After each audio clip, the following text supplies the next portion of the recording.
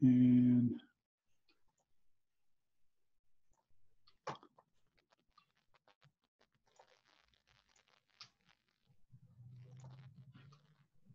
hopefully everybody can see the screen. The meeting will be recorded. Our policy is our stills and excerpts from the video may be used by the club in its public relations and social media outreach. Exceptions can be made upon request. So if you don't want your picture or sound or speaking viewed, contact David Carr. You can use the chat window. Most videos are shared within the group, our Facebook group, as member education. And I want to welcome everybody to online presenters tonight. I do want to remind everybody we do use Ring Central, which is integrated with Ring Central Office. It is winning in the cloud as far as the online tools that include phones and chat and video conferencing. I want to remind everybody use headsets or earbuds, along with muting your mic when you're not speaking, when you're not turned, so we don't pick up background noise. The controls for the microphone are usually in the lower left-hand corner. And you can also toggle your video on and off if you might be doing something that could be distracting where you have to get up and move around. You can turn it off so you're not distracted, then turn it back on. And again, the controls are in the lower left-hand corner.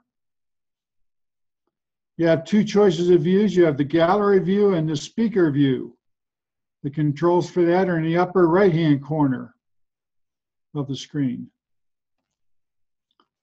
Watch for the timer. Know who the timer is.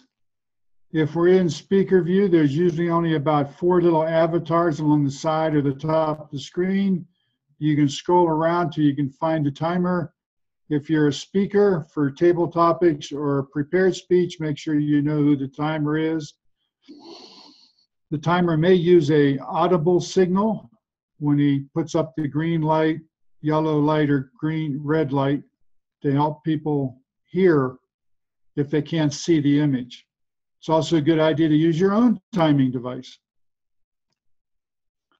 If you're interested in joining, you can go to the website and hit the join button and fill out the form if you're interested in joining. So now it's showtime, and I'd like to turn this meeting over to our Toastmaster, which is, I think it's Graham, right? Yes, Graham Carnes. Thank you, Mr. President. Thank you, thank you. Ladies and gentlemen, welcome along. We have a meeting tonight which has as its theme, just because it has no theme. I was going to actually, instead of using the scene behind me, which is my home city of Brisbane, I was going to put up a scene from a Japanese anime series called Just Because, but I figured, no, that was too hard a joke, so it's not worth all that effort. Besides which, I haven't seen the anime, so I don't know whether it's appropriate or not. Anyway, all of that aside, welcome, ladies and gentlemen. It's going to be an interesting evening tonight. We have a full and exciting schedule. We have 3 speakers, table topics, we have all of the usual functions, we have evaluators, we have all sorts of other things happening. So let's get started straight away. And I will introduce the functionaries for this evening. There are various people who make my job and your job as Toastmasters easier. The first of those will be our R counter. And Sunny, if you would be so kind as to introduce your role this evening, what will you be doing as R counter? Thank you, Mr. Toastmaster. Just call me the Wizard of Oz. The purpose of the eye counter is to note words and sounds that are used as a crutch or pause filler by anyone who speaks. And during the meeting, I'm going to be listening for words that may be inappropriate expressions such as, well, so, you know, sounds like and I'll also note when a person uses a word or phrase such as I, or you know, double clutches. And at the end of the meeting, I will report back to you how many times anyone used filler words. Back to you, Mr. Toastmaster. Excellent, Sonny. And let me put you on the spot, if I may. We're also missing a third evaluator tonight. We need somebody who will be evaluating our third speaker being Ben. Would you be in a position to provide Ben's evaluation as well? Grudgingly so. I will Grudgingly. do it. Yes. Grudgingly. Good, yes. good. Okay. This is his Mastering Fundamentals Evaluation and Feedback Speech 1. So it's basically a generic evaluation from which he will take his recommendations for his next version. So thank you for that. So our next functionary is the timekeeper. Now, everything we do in Toastmasters is timed, not because we are buttoned down, but because if we spend too much time doing something, then we're stealing somebody else's time. To be the cop on the beat tonight, Lou Brown, can you tell us how your timing is going to work? Certainly, Mr. Toastmaster and fellow Toastmasters. As a timer, I'll be keeping track of everyone's time regarding their speeches. All 3 speeches are 5 to 7 minutes. That means green light at 5 minutes, yellow light at 6, and red at 7, 30-second deviation on front and back. Evaluations 2 to 3 minutes, same general approach applies. Table topics 1 to 2 minutes. There is no 30-second deviation on the front, only on the end. I was not planning on providing audible sound. If anyone would like sound, please let me know in the chat and I'll simply use the words green, yellow, red. In order to make sure you know see the timing signals, the timing colors, right-click on my little square and hit pin video. Back to you, Mr. Toastmaster. Thank you, Mr. Timekeeper. Our grammarian for this evening is going to be Angela Smucker. Angela, and also, I believe, our table topics presenter. But Angela, can you tell us first in your role as grammarian what you'll be doing? I will be, thank you, Mr. Toastmaster, if I'm doing this right. I will be helping everyone communicate clearly and effectively to point out those exceptional occurrences of proper language and possibly mention 1 or 2 minor areas of improvement. Thank you. Excellent. And our watcher tonight, this is a role which is almost exclusive to this club, but certainly to online clubs. And Jimmy Dent putting on the sunglasses. What does the watcher do? Now, I'll be watching everybody. And what I'll be watching for is your image on the screen, lighting conditions, how you're centered on the screen, anything you're doing that might be distracting, and just like that. So basically, I'm watching for your screen presence. Excellent. Thank you. Excellent. Thank you, Jimmy. Our vote counter this evening is Andy Byrne. Andy, your role will be to... My role will be to count the votes. Go to the chat room, list it as a private conversation to me, and let me know who your vote is going for. I will tally those votes and report it in the chat room. Excellent. We'll look forward to that. And on the subject of chat room, our chat monitor for this evening is Monica Tucker. Thank you, Mr. Toastmaster. I will be monitoring the chats that go on, and I will report back at the end if there was a lot of interesting conversation going on and see how everything goes. Fabulous. Thank you, Monica. Thank you for everybody for stepping up into your roles. Now to the formal part of the meeting. We have 3 speakers this evening, and they are all, in fact, going to be pathways presentations, which is exciting to see. Our first speaker is Ryan Demchuk. Now, Ryan is doing the effective coaching path, and he's doing a level 2 speech, learning your style, the speech on mentoring. Now, the objectives of this speech, he has to do a 5 to 7 minute speech about a time when he was a protege and to share the importance and impact of having a mentor. Ryan tells me, and he tells his evaluator, that he specifically wants this to sound as if it is not rehearsed, so that it doesn't sound rehearsed. His evaluator, so evaluator 1 will be Jim Barber, with a speech entitled Death of a Mentor. Ladies and gentlemen, Ryan Demchuk.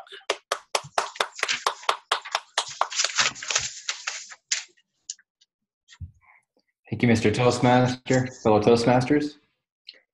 Hope everybody can hear me fine. So tonight's speech is going to be about mentorship and my experience as a protege. And particularly, I wanted to discuss about my experience regarding a death of a mentor and the death of my mentor. So joining Toastmasters, I didn't actually really even know the difference between coaching and mentorship. Now, in my study, I discovered that coaching is a performance-driven style of coaching. It's performance-driven and it's more short-term. And mentoring is more development-driven and is more personal development or development-driven. So in short, a mentor is really there for the long run, and a coach is there for more short-term goals. So when I joined Toastmasters, it was exciting. Like, I really enjoyed myself joining Toastmasters. It was a new experience. I was failing and succeeding, and just so many different emotions that I would experience at a single meeting. It was just exciting. And after a while, what happened is I ended up starting to lose a little bit of that little bit of ambition and that excitement when I got started. After being there for about a year, it started to get, I guess, a little monotonous. So I joined the Toastmasters mentoring program and got my first mentor. And I didn't really expect it to work out this way. I kind of thought that it might be a little bit awkward, but what I found that happened is I actually got a new sense of passion and drive once I got my mentor. It was very exciting, actually, because I now had a purpose to be doing my speeches. Before, I would do a speech and it would just be for me, and I would try to obviously speak to the audience. But now with a mentor, I was actually speaking for my mentor. And this was very exciting to me. It gave me a new purpose. It was to make my mentor proud. And I noticed that this was really rewarding on the mentor's part as well, being able to see his advice being used in a speech and advance me. And I noticed that as a speaker, I became a better speaker very quickly with a mentor in my corner. So much to the point where I'd actually started to get good enough that people started asking me to mentor them. And when I was in Korea, with my club in Korea, I joined the mentoring program and started to mentor some Korean speakers. And this was a beautiful experience because I was able to get on the other side of the mentoring, not just being the protege or the mentee. I was the mentor, and to see it from their eyes. And that was probably one of the most rewarding experiences that I've ever had, like being able to mentor somebody. And it was really exciting to go back to, say, like the first icebreaker speech and get asked questions about the first icebreaker. And I got to tell them all the stories about how bad I failed and how much I just, what I wouldn't do again. And they asked me some questions, and I noticed that I didn't just blurt out any answers. I went and I studied, and I made sure I gave them the perfect, detailed, most impactful message I could give them. And the results were phenomenal. Like I was mentoring 3 speakers, and 2 of them got best speaker on their first speech, their icebreaker speech. They totally did better than I did. I found I was more excited about them delivering a good speech than I was. I became a better speaker because I had to lead by example. And so when anything that I told them to do, obviously I had to do it myself, and I just immediately started to, do those things. And I didn't even have the skill prior to that. One of my speakers actually even joined a speech contest for his icebreaker and got 3rd place. So I can't say how much it was actually meant to me to be a mentor. And I started to think a little bit more. So obviously I spoke a little bit about the death of the mentorship. And I'm sure that was something that triggered your ears right at the beginning. And so, like any story, there's got to be a conflict. There's got to be some kind of rocky moment. And so this is where I speak more toward the death of a mentorship. What I'd started to feel is that I was a bit of a nuisance to my mentor, like reaching out to him all the time. I figured someone like this would be pretty busy. And so sooner or later, I just stopped engaging him and stopped sending messages. And it was mainly because I thought I was just bugging him. I thought I could, I should just find my information in a book somewhere, or I should probably try to get my own stuff. And sooner, over the course of a year, we just kind of lost connection. And that was a little bit tough. But it just kind of seemed like it was the right thing, and until I was on the reverse side of things. So after I was mentoring in Korea, I was reaching out to my mentees and my proteges, and sooner or later they actually stopped getting back to me. I would send them a message to see if they needed anything, and then I just didn't get that message back. So as a mentor, I assumed, well, we're here for the long run, and we're there when you need us. And I guess if you don't respond, you probably don't need us anymore, and we've done our job. But I never quite realized how much that actually hurt to not get that response back, where you help somebody in that feeling. And I think at times we may consider the fact that as a mentee, we might be bugging somebody as a mentor, but we may not realize actually how much it means to that mentor to be able to pass on some advice and some knowledge and some stories of failures and successes, to be able to see that put into the work of somebody else and watch them achieve and become a better speaker. Like, it's the most rewarding thing that you could ever be a part of. So at times, again, I think the death of the mentorship in my scenario is that I thought I was bugging my mentor, when really it was probably a gift. He was probably extremely excited to hear from me and to be able to give me this advice. If it was anything like my experience, it was really impactful to be able to do that. The best quote I ran across regarding mentorship was a quote from Stephen. Yeah, I can't really remember the last name, but anyways,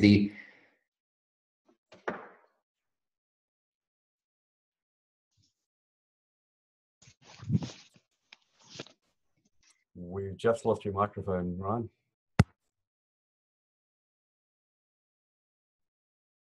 No, we've lost you again. Are we looking good here? Yep, you're right now, yes. Awesome. Right, get very good to this quick then. Mentoring is a two-way street. You get in what you put out. So what I've taken from this experience is that the death of a mentor is assuming that the mentor's got to reach out to you and kick you in the butt. I think that's more the job of a coach. A coach is for short-term results, and a mentor is for long-term. So we're here for the long-term results when you need us. And the only way we know you need us is when you reach out. So basically putting in that energy into somebody, you get in what you put out, or you get out what you put in. And the biggest challenge I think I would have for anybody with a mentor is to find someone that inspires you, someone that's achieved what you want to achieve, and someone that just brings something out of you. But make sure that you're putting that energy into them. Put in what you want.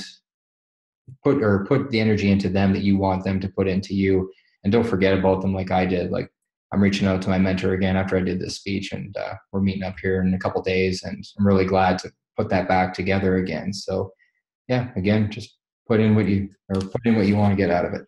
Thank you. Well done. Thank you, Ryan. Thank you. The role of the mentor versus the role of the protege is one that many of us haven't fully understood. And I have to say, one of the things I really, really like about the Pathways Level 2 project is that we have to consider those differences. And I thank you for your presentation today, Ryan. Our second speaker tonight is Elaine Nieberding. Now, N-I-E-B-D-I-N-G, I know how to spell her name because she sang it to us a week or two ago. Elaine is a holistic transformation coach and our second speaker for tonight. She's relatively new to Toastmasters, joining online presenters in May this year, but is a veteran live streamer and Google Hangouts show host. From the Dynamic Leadership Pathway, she's giving her reprise speech in the Level 1 Evaluation of Feedback project. That is where you give a speech, you get evaluation, and then you present the same or a similar speech incorporating the advice you're given. So, ladies and gentlemen, here's Elaine with a surprising American tribute. Elaine Nieberding.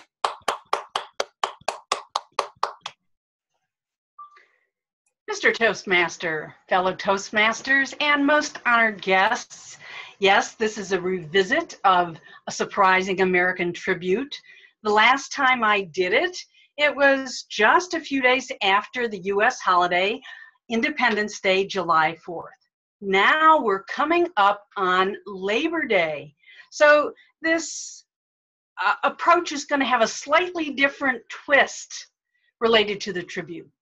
You know, on Labor Day, we honor the productivity, the creativity, the industriousness of American workers and business builders.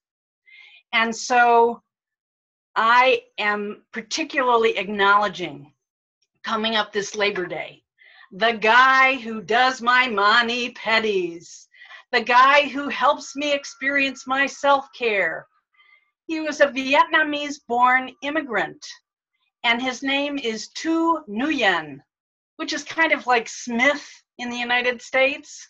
But anyway, he's an industrious guy.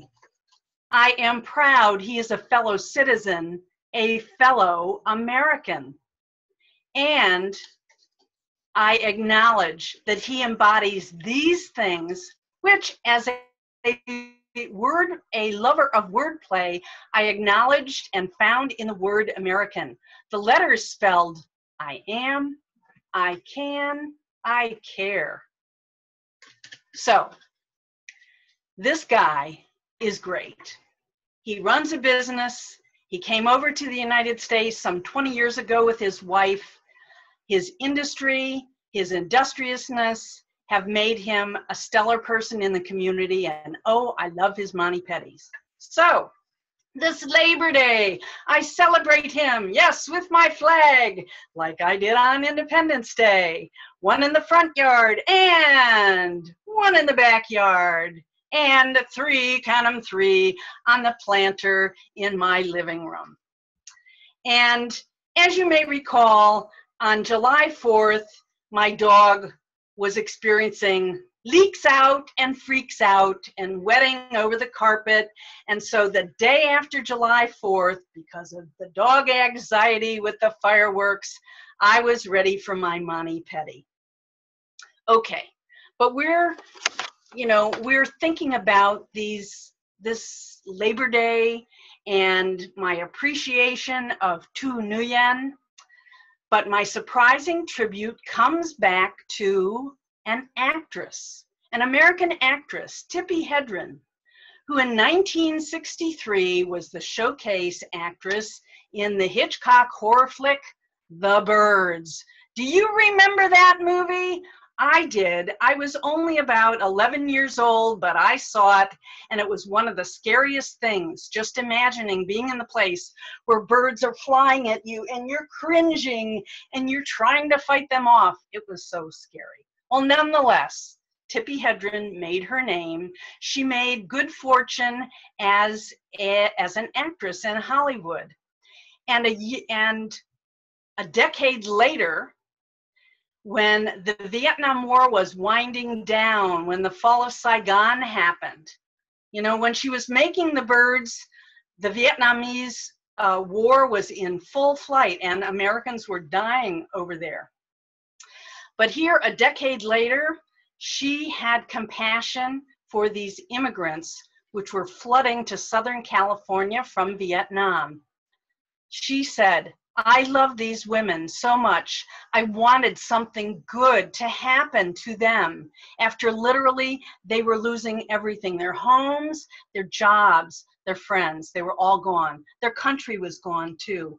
And so Tippi Hedren was this amazing American exemplifying, once again, I am, I can, and I care. So what did she do?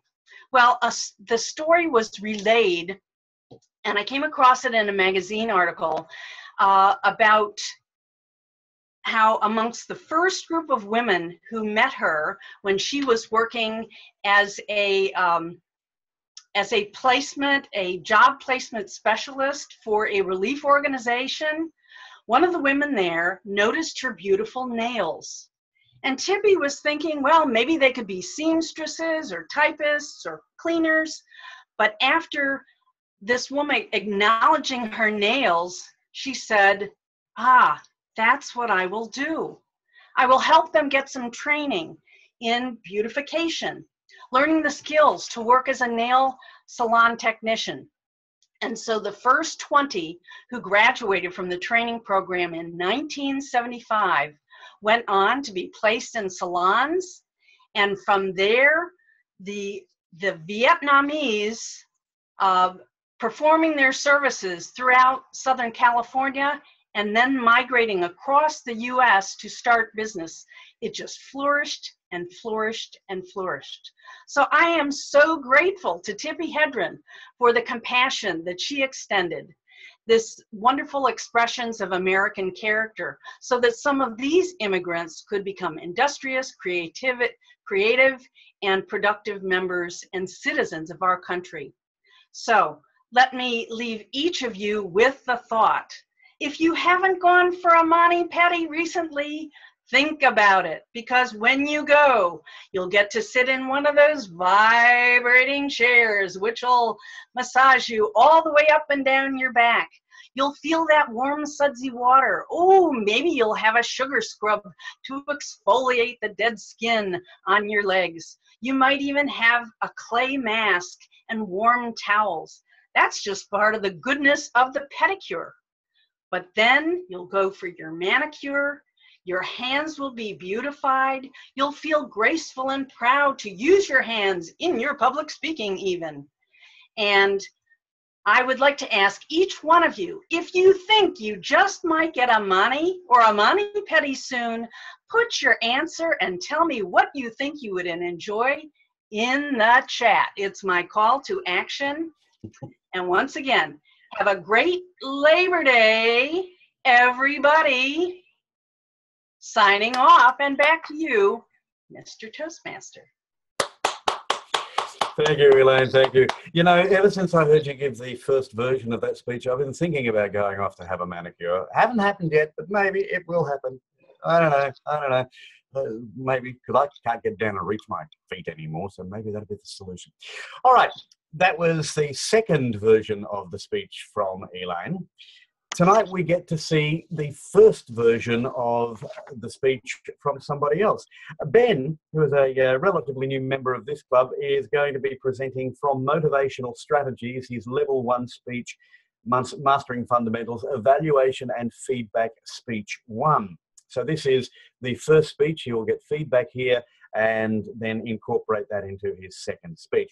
I had asked Sunny if she would do this evaluation, but then Lois turned up, and Lois said, no, of course I'd be happy to do this. So Lois will be the evaluator of this speech, entitled 4 Tips for Raising Multilingual Children. Ladies and gentlemen, Ben Ratchie. Thank you, Mr. Toastmaster, fellow Toastmasters. A quick question. How many of you speak one language? Quick show of hands. Hopefully everybody's hands go up, right? How many of you speak 2 languages? Okay, Angela, Jane, Monica, I see.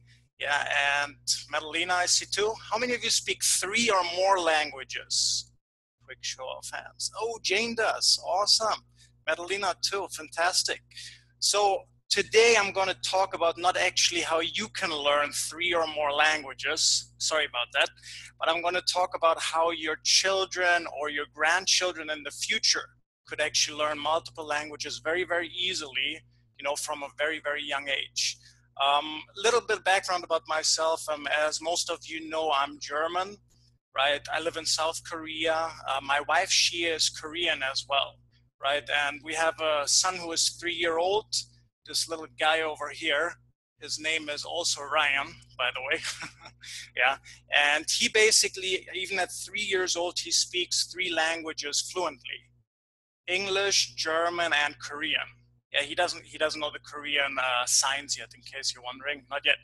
Yeah, but he does it very, very fluently. And so the question that I often get from friends and friends of friends is, how can, you know, your little son, he's just 3 years old, how can he easily speak 3 languages? You know, not just understand them, but actually speak them at the same time. Yeah, so today I want to share with you 4 tips on how you could raise your children to be multilingual children. And this also works if you're not in a situation like my wife and me, right? She's Korean, I'm German, but it also works if you and your wife or your husband are from the same culture, right? And from the same country, basically. One great example we had here in Korea, there was this woman. She decided that she was going to learn 4 different languages. So she speaks Korean, English, Chinese, and I think Spanish was the last one she worked on. I think French as well, I can't remember. But the interesting thing was she didn't just do it for herself, but she also did it for her daughter. Yeah, so many of the tips that you will get from me, they can work for you basically as well. So the first tip that I have for you is about when is the best starting time. Quickly type into the chat box one time. What do you think is the best starting time for a child to learn a new language? Very quickly, just type it in. Yesterday, 1-year-old, New Year born, before the age of 4, from day 1, after 2, 3, first 2 years, thank you. By the age of 4, 2 years, age 3, thank you all for sharing. Yeah, so most of you think, and I used to think that too, that it's best after the age of 2, right? Or after the age of 3. But research has really shown that actually the best time, and by far really the best time, is before age 1.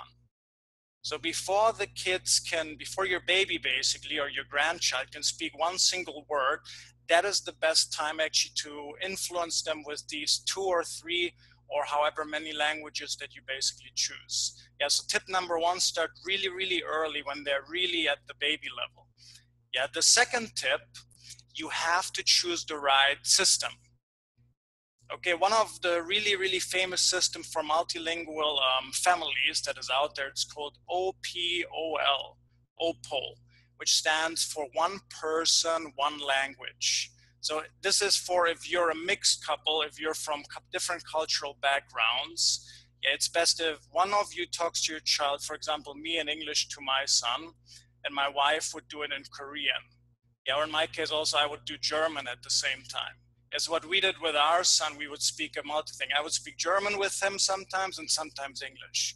My wife would speak Korean with him and sometimes English basically as well. So from a very young age, when he was basically a baby, he got used to all 3 languages.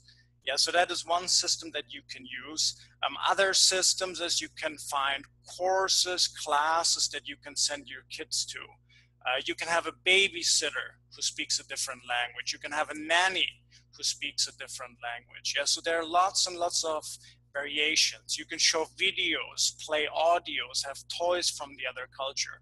Yeah, so these are all things that you can do, but you got to pick a system very, very early. So in our case, again, I usually, when I'm one-on-one with my son, we tend to speak German.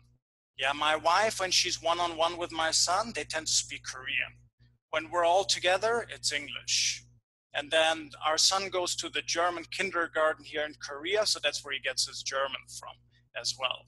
Yeah, so you got to find a system that basically works for you.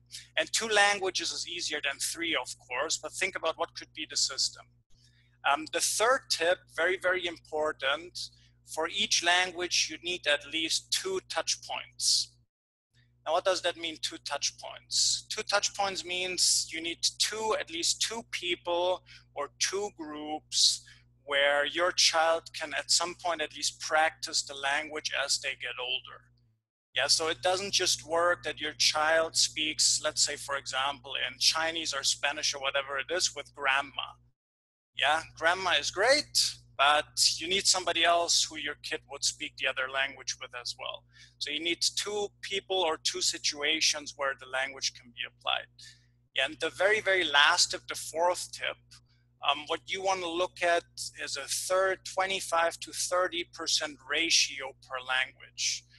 So on a weekly basis or on a monthly basis, basically, you want to look that your child is exposed to the language at least 20-25% of the time. Again, this works great with audio, with video, with certain meetings that you can set up. Yeah, but it's a really, really great development. And as you might know, multilingual children, not only do they speak multiple languages, but also actually their brain works better. They tend to be smarter, quicker, right? So there are lots of benefits for the future as well.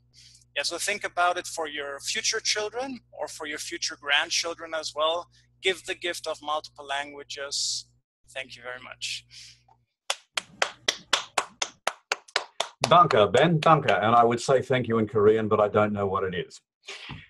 Thank you very much for that, Ben, and a fascinating speech. Actually, we've had 3 really fascinating speeches tonight, which I think is well, fascinating. Just something I would ask. Can you say, you mentioned something, you gave us a 3rd tip. Can you show us the gesture that you used for that 3rd tip again, Ben? No, that's 2. That's what I thought. I've seen, there was a movie, yes, thank you. You've probably recognised the reference that I'm getting to. There was a movie where it was important that Germans use that as a gesture for 3, whereas English would use that for a gesture for 3. And when you did that, it suddenly struck me. This is the thing about language. Even our body language is different. Thank you for your presentation. Enough rambling from me because we're going to run out of time. It's time now for table topics, and Angela is our table topics master this evening. To get everybody who hasn't yet had a chance to speak, and I noticed they're asking guests, but I don't know whether she'll be asking them. Angela, would you take over as our table topics master for the next 6 or 7 minutes, please? 6 or 7 minutes. Thank you, Mr. Toastmaster. Good evening, fellow Toastmasters. So, as Mr. Toastmaster Graham mentioned, today is Just Because Day. And so, of course, I'm going to use that as our topic for our impromptu speeches, today being Just Because Day. And as an example, I recently, and I've mentioned this before, but I've recently spent a month in Hungary just because I could, just because. And so that was an interesting experience for me. I wanted to test the idea of teaching English online from another country because there are, I think, thousands of people, or at least hundreds, but maybe thousands of people who do that. And also other things that I've done just because would be get a mani-pedi, as Elaine said, or move to Texas from near Milwaukee, different things just because I could, testing myself and challenging myself. So let's think about the things that we have each done and things we would like to do to try just because we can try. So let me call on, I know some of you have some interesting, well, probably all of you will have some really interesting things to talk about. So Ryan, what have you done just because, and what would you like to do just because? Like I say, what I did just because was I recently sold my business, my home, and everything that I own. It was pretty much a just because. I just decided that Wow. the way I was making an impact and how I wanted to be remembered wasn't quite the way I wanted to be remembered. It wasn't a bad life. It just wasn't the life that I wanted to live. And kind of living a just because life right now, trying to make sure that I make the right decision into the next life that I go into. So I'm really interested in studying how to make that right decision. A lot of us jump into some major stuff without doing any kind of research. So, True. for example, if we go to work, we study all of our skills, and we go to school and we take training to become effective at our work. And yet we don't really take time to take the big things seriously, like what should I be doing in life, or how to even educate yourself on making those decisions. We think that we can make life decisions without any kind of education. So right now, my just because is finding out how to make those life decisions, how to properly set goals so that I don't end up in another just because situation where I started the wrong business. And yeah, I'd have to say that's what I got going on right now. Thank you. Thank you for sharing. Good to know. That's very interesting. Yes, you're right. A lot of us make decisions without thinking, I wonder if I should do some research. So yes, I've seen that several times. Okay, let's see. Stacy, would you like to share with us something that you've done in the past just because, and or something that you would like to do in the future just because? Yeah, hi. Hi. I was trying to decide which story, and so I just, I think I've settled on it. I was going to talk about the almond cookies that I bought last week, just because they're really good. Probably don't need them, and I've had to walk more because I'm eating the cookies. But last year or the year before, I was on my way to work, and I have a van. And as I'm driving, and it was a blue Mercedes Benz drove by me, and it was like the perfect blue.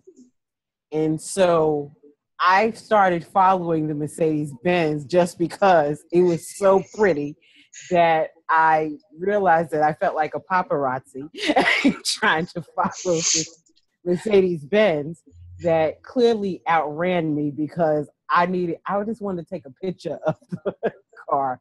Now, I have one of those dash cam type of whatever, on my dashboard. So all I had to do was hit the button. And I realized that they had gone past 75, 80. And so I could no longer catch them. So that's my just because. I wanted the picture because that was like, the car represented a vision board, the car that was my vision board. Yes. And so I wanted to at least fulfill that vision by at least capturing a picture of the car. I had a good laugh about it. It was silly, I realized. But that was my just because. I just wanted to get a picture of this car. And it made me happy. Because as I said, it was just a vision of what I had been seeing. I wanted to post it on my vision board. So, which is interesting because last week I found the color that car online, and so now I have a picture of it. Thank you, Stacy. Thank you. Thank you. Okay, thank you, everybody. That's just something for you to think about. Give yourself just because. It can be something, that's spontaneous and not terribly impactful. So try something new. Thank you. Thank you, Angela. We will all do it just because. And one of the things that we will all do, no doubt, is enter into the next available table topics competition at our home clubs, just because we should take the opportunity to do table topics. Now for evaluations. Everything that happens in Toastmasters is evaluated. To evaluate our first speaker this evening, ladies and gentlemen, will you please welcome Jim Barber.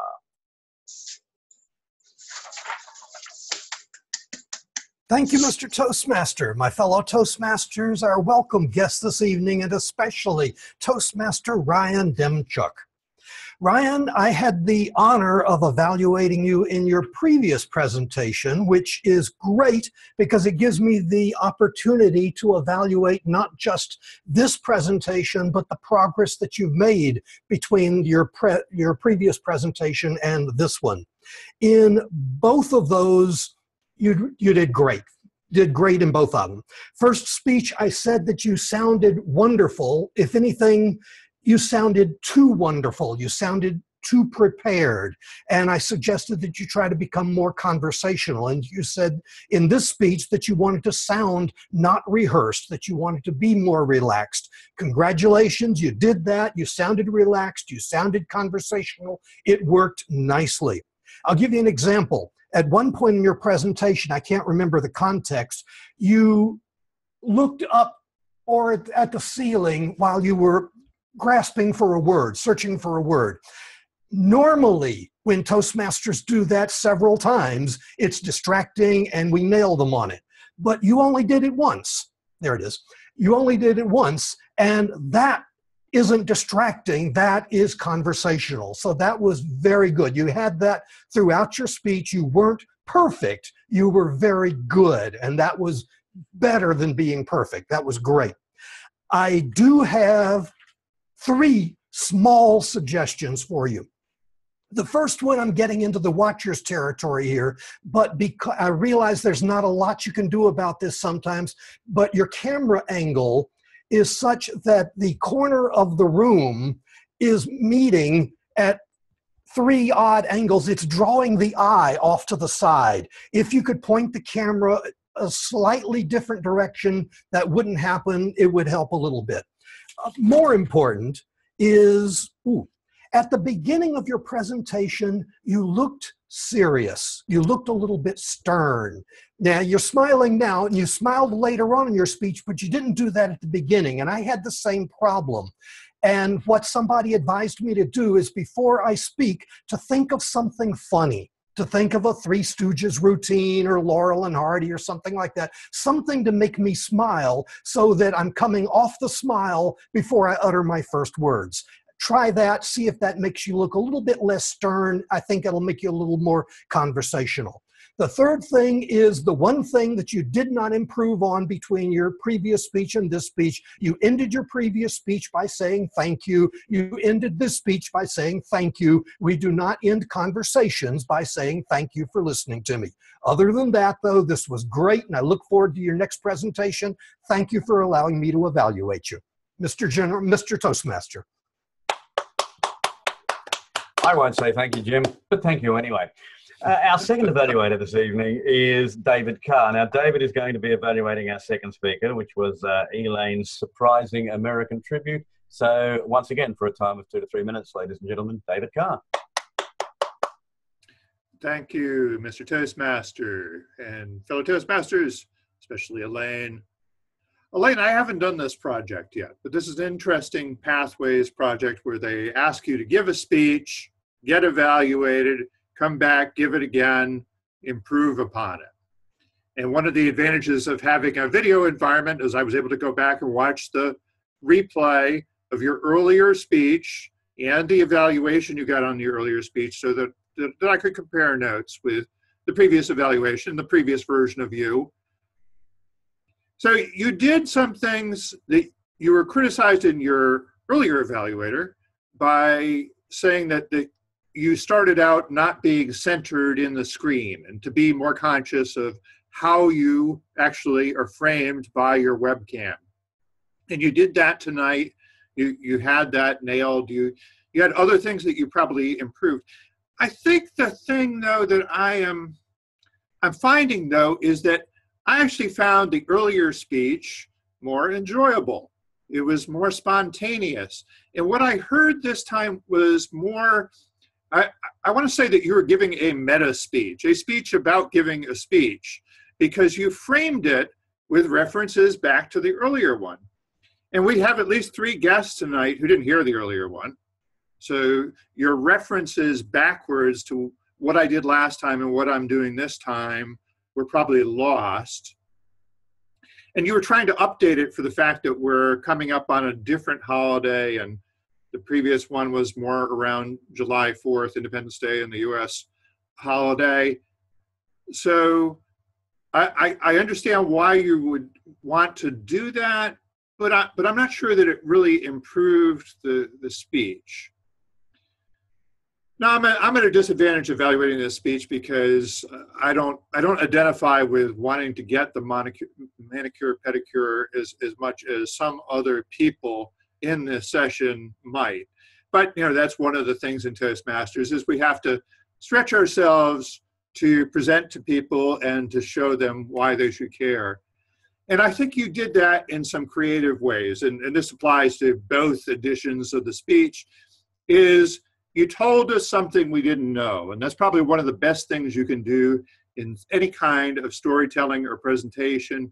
You had this whole story about Tippi Hedren, who's most famous for her role in The Birds, and the fact that she was a person who personified these characteristics you talk about caring, about paying attention to other people and trying to help other people.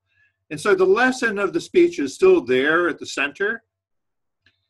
But actually, sometimes when you try and do something over again, it's hard to be as spontaneous about it. But almost I wonder if you had said to us, I want you to put yourself back into July 4th. And I'm going to tell you this just like I told it this time, the first time, but better. I wonder if you might have actually not have gotten more out of the exercise. Mr. Toastmaster and Elaine, thank you. Thank you, David. We're not supposed to say thank you, apparently. No, that's But all I right. did. I'm allowed to say thank you. You're not. Seriously, though, our third evaluator this evening stepped in at the last moment, and I thank her for doing this. Lois Margolin, who was going to be an apology for tonight, but turned up and got handed a job. Thank you for agreeing to. Lois, would you provide your evaluation tonight for our third speaker, Ben? Of course, Mr. Toastmaster. My fellow Toastmasters, most welcome guests, and especially Ben. 4 tips for raising multilingual children. Wow, I wish I had known this when my kids were less than 1 year old. Where were you, Ben? Ben, you did some things that were really phenomenal. Number 1, as I'm looking at you here, you are framed absolutely perfect. I love that wall. It looks very professional and it gives you a nice look. I think also you had great tips. You had good content inside your speech, which is something that I really appreciated. You're comfortable in front of the camera. We could see that. You're looking at the camera, you're looking here, you're looking there, and then you did it. I couldn't believe it. You asked us to write something in the chat box. And I was like, oh man, this is not going to be good. And then you actually started reading it under 1, 2, 4 years old. But it flowed so nicely, and I really liked how you did that.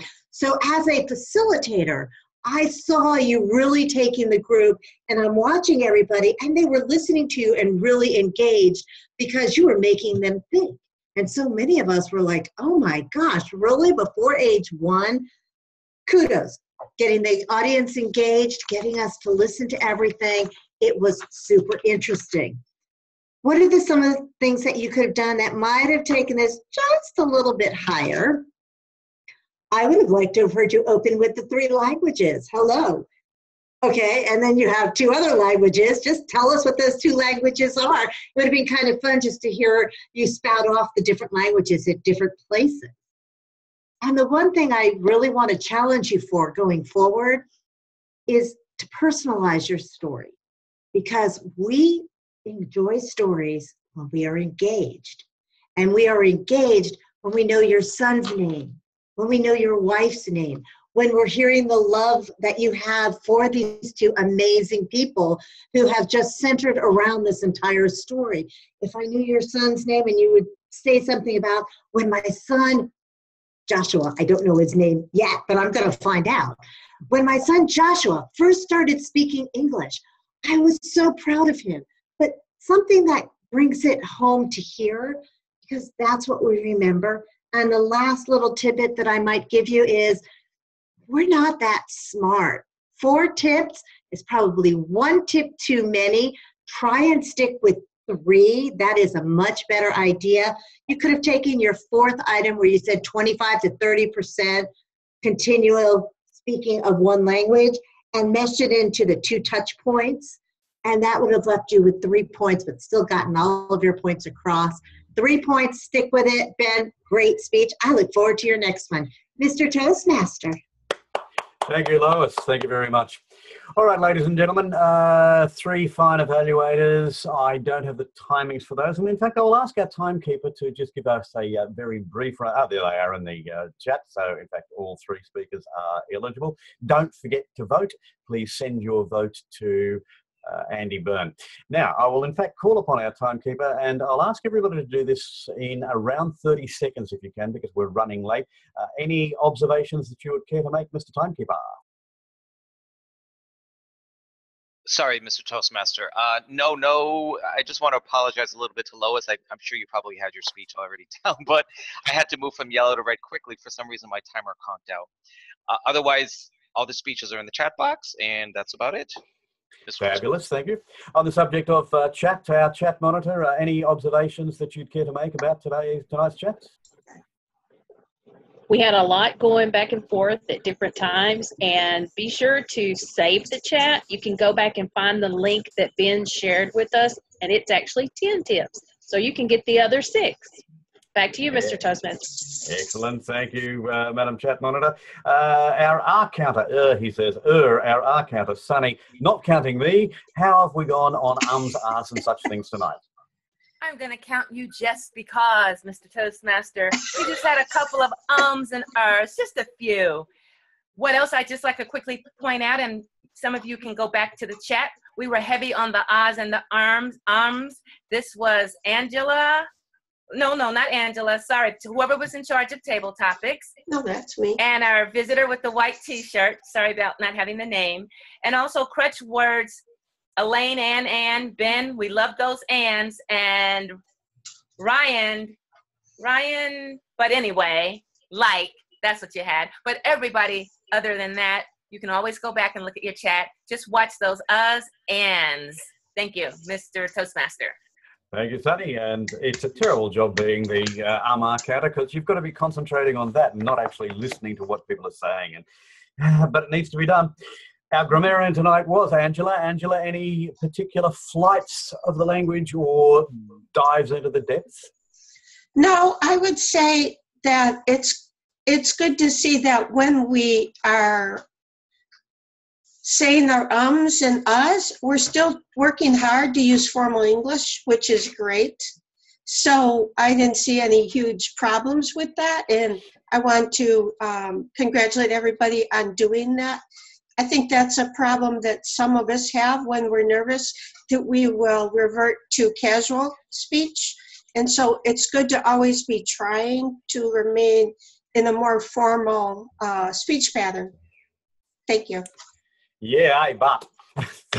Thank you, Angela. There is something peculiarly Australian about but that's a phrase that we use all the time. Thank you for that. To our chat monitor we've done. No, we need to go to the watcher, Jimmy Dent. Any particular observations? Two primary observations. One is, Lou Brown, your face is kind of bright. You must have a strong light kind of reflecting off your face. It washes out some of your facial features. And the other one is Stacy. There she is. She's still here. She could probably use a soft lamp or light at a distance in front of her. Again, her face, the features aren't very visible. She's more like a silhouette. So soft light at a distance could help to bring out the facial features in the future. So you could experiment with that. That's all I've got. Everybody else looked pretty good. That's the two primary observations. Thank you, Mr. Watcher. Thank you for doing that tonight. And our final functionary, isn't that a wonderful word? Our final functionary tonight is our vote counter. And Andy, would you like to announce the results, please? Thank you. Be very happy to do that. I posted it. The best speaker was Ben, table topics Ryan, and evaluator Lois. Whoa, well done, everybody. Thank you for a great meeting tonight. It's time now for our final evaluator for the evening. And I know that he's only got 2 minutes left in the meeting to do so, but I know that Norman will do a fabulous job anyway because he's always such a great evaluator. Ladies and gentlemen, our general evaluator for this evening is Norman Dow. Hello, this was a great meeting. One of the things I like to compliment the Toastmaster of the day doing is actually reaching out to Elaine and making sure that her technology was working well, especially cognizant that she was a speaker. The collective help for the club, helping someone get through a potentially messy situation was very, very good and commendable. But overall, you all did an excellent job.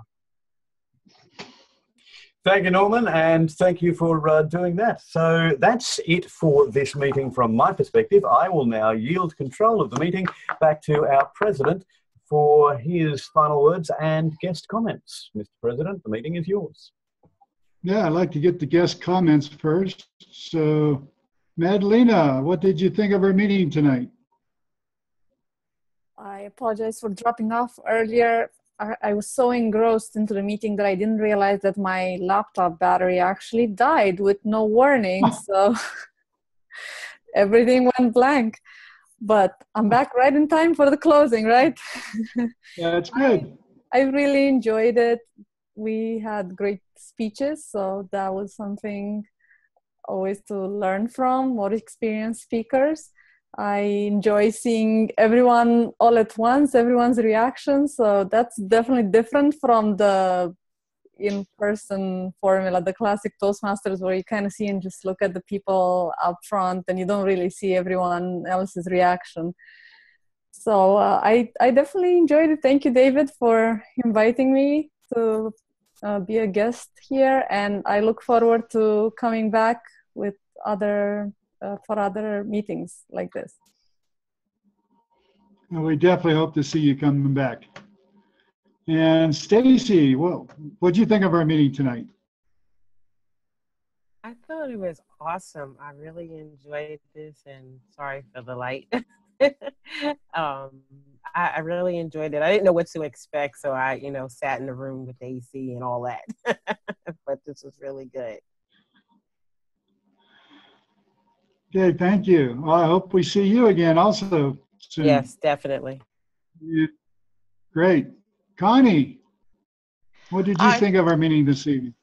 I thought it was great. I thought it was very interesting. I wasn't even familiar with the Toastmasters format, so I learned a lot. I took a lot of notes, how to be better prepared for my next meeting, and I'll get my webcam up and working so that you all can see me next time. But I really appreciate this opportunity. Great. Well, we hope to see you again. And I believe Jane has dropped off. I don't see her image or name. Yeah, she said she might have to leave early, so I think she was here through most of it. I have one thing to mention, Jim. I had proposed doing a mini webinar contest on September 24th. I haven't opened it up for registration, but are we cool with doing it on that date? This was to tie in with, there's a September spectacular kind of cooperative things between the online clubs to promote the concept, and this could be our event. For that Which day is that again, David? Monday, September 24th. So in 4 weeks. Yeah. So if that's okay, I'll set that up as a contest meeting. And for the people who don't know, who are joining us on live, this is something we invented. It's our own contest format to test the kind of skills you need specifically for online presentations. So it's a 6 to 8 minute speech that's supposed to include some Q&A, and you get to juggle your technology, and it's quite challenging, but we've had fun with it. That's good. I was going to ask you if you wanted to talk about that contest coming up. And yeah, I think that's a good date and tied in with the other online events that are going on. It could help to promote our club more, and we can get some new members thinking about competing. It's only a club level contest, so. And any other announcements? Sonny just posted, are we meeting on Labor Day? We didn't think to not put that meeting on the calendar, so I guess we're meeting. I could be here. We might be a little bit then, but yeah, I can meet too.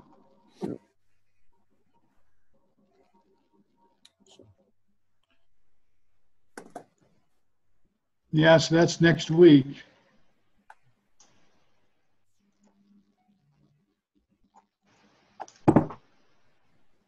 So, all right.